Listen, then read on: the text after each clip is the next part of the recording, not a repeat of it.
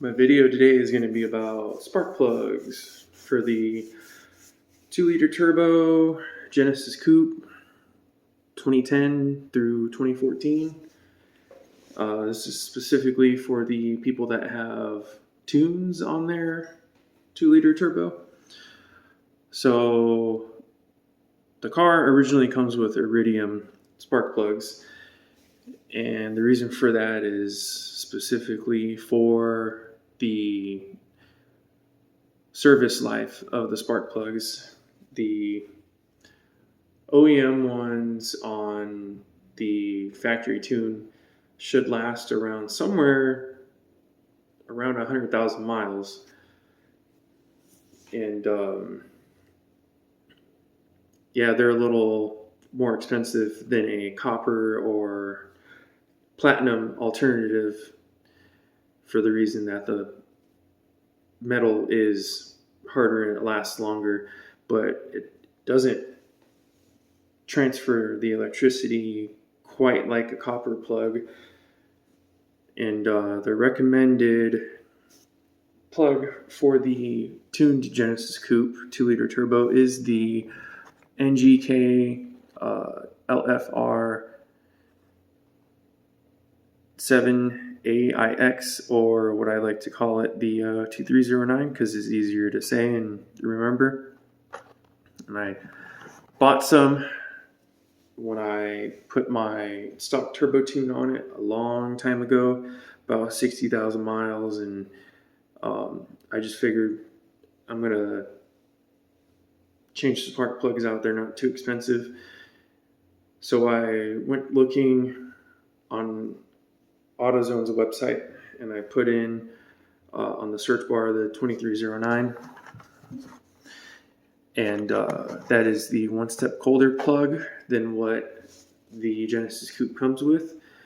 And then I looked as far as like the compatible vehicles for that, and I noticed that the 2006 Mitsubishi Evo was one of those cars. So what I did was I just selected that under the "This is my car," and all the spark plugs come up that are recommended for the 2006 Mitsubishi Evo. And I found this Autolite copper spark plug right here. Let me see, here's the part number right here. It is the Autolite copper 5325 part number, and they were $3.50 each. So I went ahead and I bought 4 of them, and they of course weren't gapped to the recommended 0.028 that the gap needs to be for the tuned Genesis Coupes, the 2-liter turbo 2010 to 2014s. And I've seen a lot of people trash talk the Autolite spark plugs, saying that they're junk and they don't work and yada yada yada. But what I have seen is that people don't quite know how to gap spark plugs, and they get hung up on, oh, well, they're already pre-gapped, so I should just be able to take them out of the box and throw them in the car, and they should work. Well, those spark plugs go into a bunch of different cars that have gaps that are different, and I just don't understand why people are so hung up on, oh, well, they come pre-gapped. They come gapped because they come gapped. There's never going to be a spark plug that doesn't have the ground strap right here, the little hook thing that's not attached. It's not some assembly required. It's straight up the electrode ground right here is going to be attached at what the manufacturer puts it at. But like anything else, you don't ever take anyone's word for it, because the gap probably is not what they say it should be from the manufacturer. So you always want to check the gap, and that's from the tip where the spark actually comes out of, right here. And then that's the spacing between the tip and the ground strap right there. So they've got a couple different ways of checking the spark plug gap. The little coin thing, okay, it works, but I don't like to put that coin and twist and rotate it around on that tip in fear of it breaking off or whatever. And then the next one is that little, it's another coin type thing, but it doesn't have your smaller increments of gap. So what this is a feeler gauge, and it starts out at the widest gap is 0.035, and then the shortest one is 0.010, and they've got a bunch in between. So in particular, this one has exactly what the Genesis Coupe gap is recommended for being tuned, which is right there, 0.028. So all you do is you put it on the one that it needs to be, and obviously this is the old NGK 2309, and then you just put it in between there, and the gap has widened a little bit because these were used for about 60,000 miles, but it goes in there pretty easily.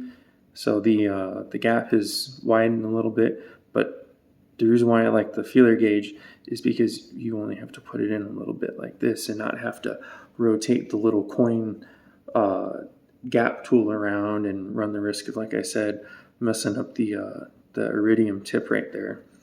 But yeah, so that's how you check the gap. And if you have to make the gap go in a little closer, all I do is I just put it on my garage floor and I just tap it a little bit like that. Nothing too hard or ridiculous, just little easy ones like that, because you don't want to overdo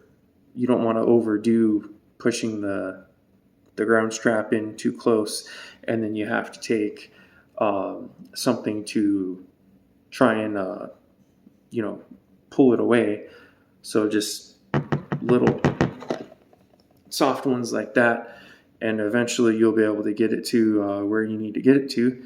And but anyways, another thing that I've seen is people putting anti-seize on the threads. Well, on a lot of the older spark plugs from decades ago, it didn't have anything on it, and when you would go to put it inside the on the engine, the threads would get rusted or whatever, and then it would be really hard for you to take the plug out. So they would put anti-seize on. Well, eventually they made the threads a different type of metal, or they put something on it that wasn't necessarily going to mess up the foot-pounds of torque when you go to torque it down.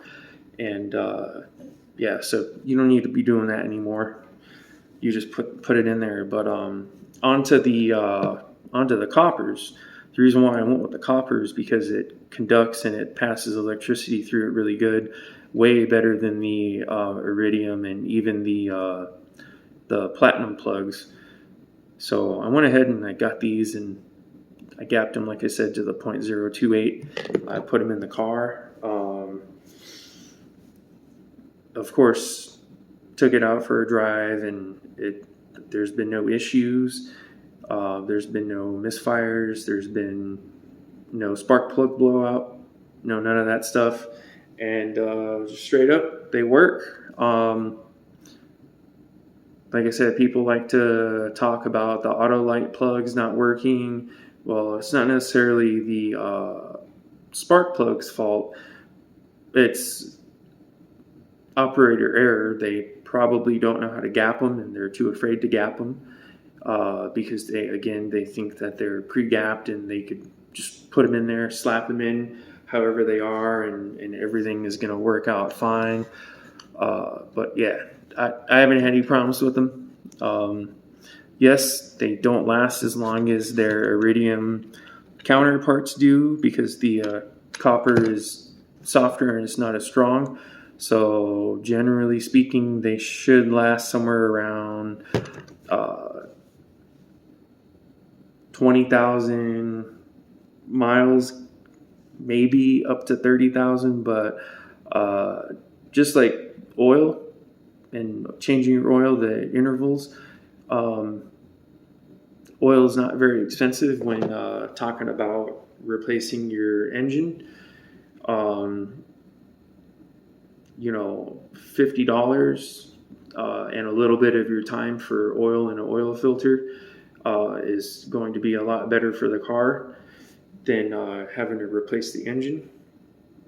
The 2309 NGK plug, I believe AutoZone has them for like 12 or 13 bucks, but that's times 4. And then the copper Autolites were $350 times 4. So yes, that is the difference. That's the difference in cost. It's just like a conventional or a synthetic blend oil versus a synthetic oil.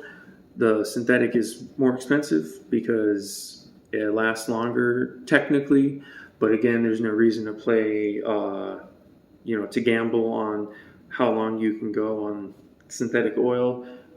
It's just oil, change it out sooner rather than later. You're gonna save money in the end of things. But that's a quick little rundown on what I did with my spark plug situation, and talking about gapping, how to gap, what tool to use, what tool I like to use. You can always go with the 2309 if that's what you want, or you can try out the copper plug. It's all up to you, but quick little video. Thanks for watching. Bye.